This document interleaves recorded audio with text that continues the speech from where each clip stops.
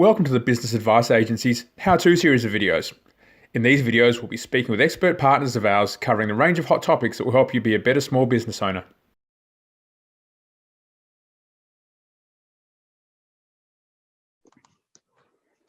So welcome today, sitting here with David Mainsbridge from Business Advice Agency and David Pocock from TwoTwoSix Digital. Sitting here today to talk about all things digital.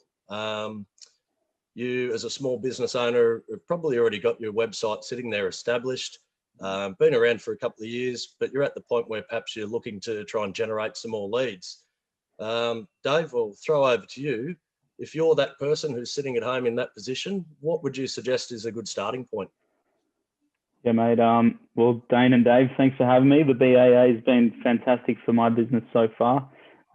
So really pleased to be part of it and to be presenting with you guys today. So I think the main thing that I've learned over the years with especially small, medium businesses is that the website can become a bit of an afterthought, especially after you might have set it up and not realized that when you're punching out your day-to-day, that potentially, you've got a resource there that could be making sales for you or promoting your business that, because you're so in your business, you kind of tend to let it set and forget a bit, depending on, the style of your business. And by style, I mean that, some people are B2B, some people are obviously retail. So people in retail maybe check their websites a bit more often, but B2B sometimes you kind of, well, it's there, I don't know what it's doing. So I think the main thing to do first is to really dig into who your target audience is. And that might sound like a silly question, but most businesses I speak to do not have a clear indication where their first group of sales are going to come from. So once you've established that, let's do a couple of different scenarios. So let's say we're a local coffee shop. Your target audience is going to be people within a 3 to 5K radius of your store. If you're if you're a guy that's selling rainwater tanks out in rural Victoria, you're going to have maybe a much larger radius, but your target audience is probably going to be mainly male, mainly farmers, mainly, just rural style people. If you're selling toys online to kids, your target audience might be mums, but it's probably more than likely going to be young women whose friends are having their first or second babies, or it's going to be aunties and uncles, or it's going to be grandma. So all those different things really dictate the channel that you're going to market on and the information that's going to be on your website. So when we talk about channels, a lot of people don't know what that means, but Facebook, Instagram is a channel, that's social media. LinkedIn is a channel in itself. It's also a social media channel. Then you've got Google and other platforms that are out there, that I don't want to mention TikTok at all, but you get my drift. So you can very clearly start to see that if I was going to sell rainwater tanks to other businesses out in rural Victoria, that LinkedIn, maybe Facebook, but LinkedIn definitely, and Google would be very good channels to try and promote my product. If I'm selling, kids' clothes, Facebook and Instagram starts to come into the play. So I guess understanding your target right audience. On cue there, actually. Yeah, the young'un. Maybe we should ask her, Dave, where we should be putting the ads. Well, just check the tags on her clothes and see where they were bought from. Might be the first go. I keep it to ABC Kids to keep the ads off anyway, so that's my dodge. That's all right. So so you can very plainly see that it's the vital part is to set up your website so that it's got the information on it that will speak to your target audience, and also that you're promoting your business on the right channel. Dave, just to interrupt for a second, in terms of understanding the appropriate channels for my product, how easy is it for me to figure that out, like where I'm going to find my customers? Yeah, I mean that's a really good question, because for me, because I've been doing this so long, I guess it comes pretty, it's almost intuition. But I think you go and research your own personal life. So look at your target audience, look at your current customers. You can pretty much ask them, you know, where do you shop? Where do you hang out? Or just watch their, you know, you're probably connected with them on LinkedIn. You know, look at their activity, look at, you know, look at their behaviors. A lot of retail people spend a lot of time analyzing the people that come into their store, and those people are online as well. So just think about the people that you know, think about the target audience that they fit within and what they tend to do with their personal lives and business lives. But there's also heaps of really good resources out there that you can check information. You know, the BAA, you guys are setting up something pretty similar, but I like to go to a website that's owned by a guy called Neil Patel. And if you do some research on some of his tools and apps, you'll pretty quickly find out where you can advertise and, you know, how to build your Instagram following in the right audience and stuff like that. Okay, that sounds great. Dave, you go there, Dave. Okay, I was just going to say what we might also add the details of Neil's website in our bio once this video has been posted, so everyone can have a look at that. Yeah, definitely. Sure. I was just going to say, so what we've got to that point, Dave, and I guess established who that key demographic or our target market is. Is there a way that you, in what you do, go about setting a budget for what should be spent, whether that be on SEO, whether that be on paid ads or whatever? Is there some math that goes into it, or is it purely how much someone can afford? Yeah, this is a great question as well, because no doubt people out there listening to this are in a few different modes. You've got the people that like to do everything themselves.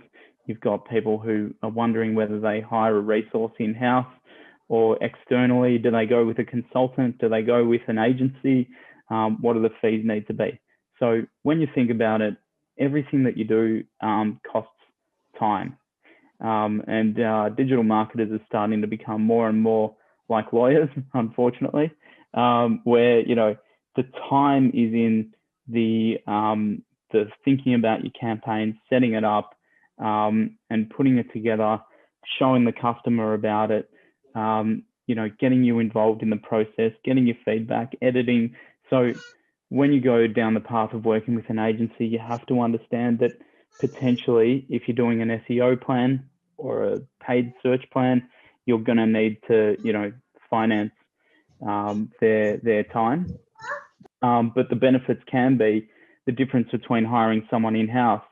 Hiring someone in-house may cost you, you know, 50, 60, 70, 80 grand a year if someone's half decent. Yeah. But if you go to an agency, your fees might be 3 to 5 grand a month, and you get all the resources that they've got.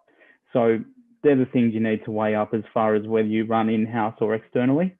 Then there are lots of resources that I use that tell me the size of market. So if you wanted to say to me, look, I want people in Victoria that want to buy women's dresses. I've got X amount of budget. What do you think? I'll be able to show you, you know, the size of your target audience, how much I think you're going to need to spend roughly in advertising to get enough of that market to your website. There's also a lot of tools that we can use, like Google Analytics, which is a free tool, Facebook Business, which is a free tool, which can show you the results of how many people come to your site and either inquire or buy, where we can work out, well, let's just say 1 in every 10 people come to your website and turn into a sale, and your audience size is 1,000 people. You know, by working out how much your average customer's worth, by working out how many inquiries you need to get, you know, we can work out almost a pretty good financial figure of what you're going to make. And then we can put in plans on how to optimize that so that the 1% becomes 2 or 3% and the campaign becomes more profitable. So they're the things that usually weigh up, is whether you're going to hire in-house or external, and whether how big your market is and how competitive it is dictates the cost of your media spend and how much you should spend. And then your performance dictates how profitable it's going to be. I guess that's the beauty of the digital medium, though. You were talking about the analytics side of it. It really gives you the ability to be able to see how successful that campaign is, or at least how much interaction you're receiving with it, which gives you the ability to be able to tweak the campaign fairly quickly as well. I guess that's something fairly different to, I think back to the days where in the car dealership, you'd throw an ad in the paper on a Saturday. You never really know whether that generated the people walking in the door and actually sold the cars or not. With the digital stuff, you're really able to drill down a lot further, aren't you? Yeah, well, I mean, using the car industry as a slight example, I've run campaigns for dealers before, and you know they do run those ads in newspaper, TV, radio, everything. But with these programs, we can say, oh look, we can get you in front of this many people who specifically searched for your car brand, who are specifically within a 10K radius of your store, who specifically are looking for a deal, you know what I mean? And it can be so razor sharp like that. And in my past life, I was a marketing manager, past working life. Let's not go too deep. But I was a marketing manager in my last career, and all the advertising that I did, digital was where I got the most leads and was the cheapest leads, which is why I got into what I do. I just went, oh, so 20% of what I do in my current career is profitable, and I can do that as a career. So it was a no-brainer for me in switching up. So now I provide that service, obviously. And I guess in the digital space, Dave, that you can make adjustments in real time a lot faster. Like how often when you're dealing with small businesses, are you sort of I guess looking at how often they should be pivoting or seeing what works and what doesn't work? Yeah, so that's a great question. But generally, when you launch an ad on Facebook or Instagram or Google, a lot of people don't realize that the campaign goes through a 7-day learning period. This learning period is basically Facebook. I'm going to loop Instagram in with Facebook because they own Instagram.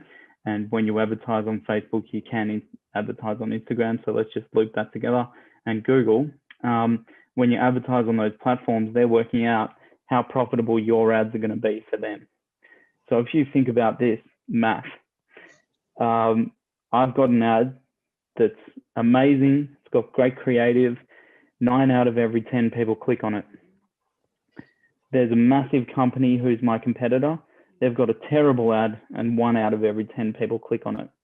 Google's going to let me pay whatever I want for that ad, because if my competitor's paying $5 for that ad to appear, and I'm willing to pay $1, I've had 9 clicks. Google made $9. My competitors had 1 click. They've made $5. So Google still made more money, even though I'm paying less. So what Google and Facebook do with your ads is they test them in the market. They look at how you're going to be performing. And if you have a good campaign and you've hit the right target audience, and you're got a good budget behind it, you're actually going to start being rewarded and your ads are going to be shown more. So to answer your question in a short way, Dave, within 7 to 14 days, we make decisions on what's working and what's not. Yeah, well, that's good to know. I mean, from my own experience, when I didn't have any help from someone like you in a business I was involved with, we didn't really understand how to use those tools that you just talked about. And it just felt like we were throwing money off into the ether. Whereas I guess when you're dealing with someone like you who's across all that sort of stuff, it means that you can kind of look at what's working, what doesn't work. And if it's working, great, throw more money into it. Or if it's not, you can kind of change direction pretty quickly, which is so important when, as a small business, you are typically dealing with much smaller marketing budgets. Yeah, and I'll tell you something. Since I started 15 years ago, these accounts have become so much easier for small businesses to set up and run themselves. So it used to take me, almost a whole week to get a campaign set up, to get all the things connected. I used to need to know code and all this kind of stuff. Now you can buy a website off the shelf using like Shopify or WordPress or Squarespace or whatever, you can get a website within 2 or 3 days at maximum. You can link it all to your analytics and your Facebook, and especially with Shopify, which I've been using lately for some customers, it can launch the Google and Facebook ads out of that platform for you. So it's never been easier for small businesses to do that. Whereas you used to really need to spend a lot of money on gurus to help you. And more to the point, all the information's at your fingertips, all the analytics is free. So I guess where people like me come in is just sort of helping you, because a lot of people don't realize that these tools, even though you set them up easily, a lot of their stuff is automated. So you can't actually pick and choose who sees certain ads, and you can't pick and choose what keywords you show up for. And that's where it can start to get away from you. So, or if you want your business to go to the next level, you know, you make some minor adjustments to what's working, and you can get some even better results. And some people don't quite realize that that's possible because they think it's already done. So I worked with a lady today actually who is selling some great things for kids, which is these sort of 3D puzzles that you put up on the wall and stuff.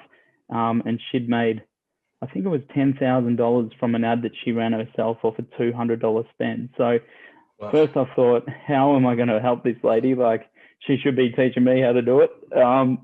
But then we went into her campaign, and because she had all the automated settings, we saw that women under 25 didn't make any sales. Women over 55 didn't make any sales. She was showing up on Facebook and Instagram, but only Instagram was making sales.